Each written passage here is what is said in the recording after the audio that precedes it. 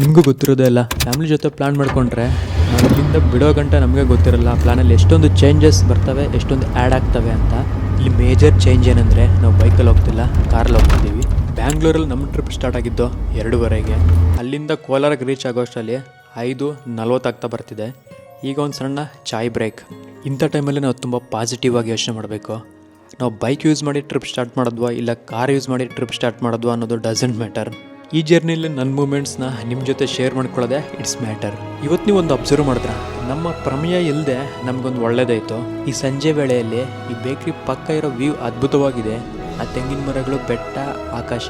ಹಾಗಲ್ಲ ಅಂತೇಳಿ ನನ್ನ ಬೈಕಲ್ಲೇ ನನ್ನ ಜರ್ನಿ ಶುರು ಮಾಡಿದಿದ್ರೆ ಈಗ ನಾನಿರೋ ಪ್ಲೇಸ್ಗೆ ರೀಚ್ ಆಗೋಷ್ಟರಲ್ಲೇ ಸಖತ್ ಟೈರ್ಡ್ ಆಗಿಬಿಡ್ತಿದ್ದೆ.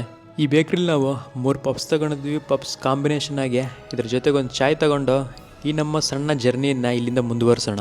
ಹೆಂಗೋ ಇಳಿದಿದ್ದೀವಲ್ಲ ಬೇಕ್ರಿ ಮುಂದೆ ಅಂತೇಳಿ 2 ಬ್ಯಾಗ್ಗಳಷ್ಟು ಬೇಕ್ರಿ ಐಟಮ್ಸ್ ತುಂಬಿಸ್ಕೊಂಡು ಹೋಗ್ತಿದ್ದೀವಿ. ಈಗ ಟೈಮ್ 6 ಗಂಟೆ ಆಗ್ತಾ ಬರ್ತಿದೆ. ನಾವು ಚಾಯ್ ಬ್ರೇಕ್ನ 20 ನಿಮಿಷ ತೊಗೊಂಡಿದ್ದೀವಿ. Not bad. ಇವತ್ತು ಹೈವೇ ಎಷ್ಟೊಂದು ಬ್ಯುಸಿಯಾಗಿದೆ ಅಂದರೆ ಅಲ್ಲಿ ನೋಡಿ, ಬಸ್ಸಲ್ಲೆಲ್ಲ ಜನ ತುಂಬ್ಕೊಂಬಿಟ್ಟು ಟಾಪ್ ಮೇಲೂ ಕೂತವ್ರೆ. ಈ ಥರ ಅನುಭವ ನಿಮ್ಗೆ ಏನಾದರೂ ಆಗಿದೆಯಾ? ಹಾಗಿದ್ರೆ ಕೆಳಗಡೆ ಕಮೆಂಟ್ ಮಾಡಿ. ನನ್ನ ಕಾಲೇಜ್ ಡೇಸಲ್ಲೇ ನಾವು ಕಾಲೇಜ್ಗೆ ಹೋಗೋ ಟೈಮ್ಗೆ ಕರೆಕ್ಟಾಗಿ ಬರೋ ಬಸ್ಸು ತುಂಬ್ಕೊಂಡ್ಬಿಡ್ತಿತ್ತು. ನಾವು ಟಾಪ್ ಮೇಲೆ ಕೂತ್ಕೊಂಡು ಈ ಥರ ಸುಮಾರು ಸತಿ ಜರ್ನಿ ಮಾಡಿದ್ದೀವಿ. ನೋಡೋರ್ಗೆ ಭಯ ಅನಿಸುತ್ತೆ, ಆದರೆ ಮೇಲ್ಗಡೆ ಕೂತ್ಕೊಂಡು ಹೋಗೋರಿಗೆ ಯಾವುದೇ ಥರ ಭಯ ಇರಲ್ಲ. ಆ ಫೀಲ್ ಡಿಫ್ರೆಂಟ್ ಆಗಿರುತ್ತೆ. ಅಲ್ಲಿ ನೋಡ್ತಿದ್ದೀರಾ ಟೋಲ್ ಪ್ಲಾಜಾ. ಈ ಚೇಪೆಕಾಯಿ ತಗೊಳ್ಳೋಣ ಅಂತ ಬ್ರೇಕ್ ತಗೊಂಡ್ವೆ. ಇಲ್ಲಿ ಮಾರ್ತಿರೋದು ಬೇರೆ ಯಾರೂ ಅಲ್ಲ, ನಮ್ಮ ರೈತರೇ. ಚೇಪೆಕಾಯಿ ತುಂಬ ಫ್ರೆಶ್ ಆಗಿದೆ. ಈ ಥರ ಹಬ್ಬದ ಸೀಸನಲ್ಲಿ ಈ ಥರ ಫ್ರೆಶ್ ಫ್ರೂಟ್ಸ್ ಸಿಗೋದೇ ಗ್ರೇಟು.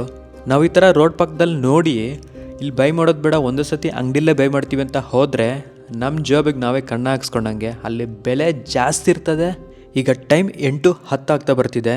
ಇವತ್ತು ಹೈವೇಲಿರೋ ಟ್ರಾಫಿಕ್ಗೆ 180 ಕಿಲೋಮೀಟರ್ ಕವರ್ ಮಾಡೋಕ್ಕೆ 6 ಅವರ್ಸ್ ತೊಗೊಂಡಿದ್ದೀವಿ.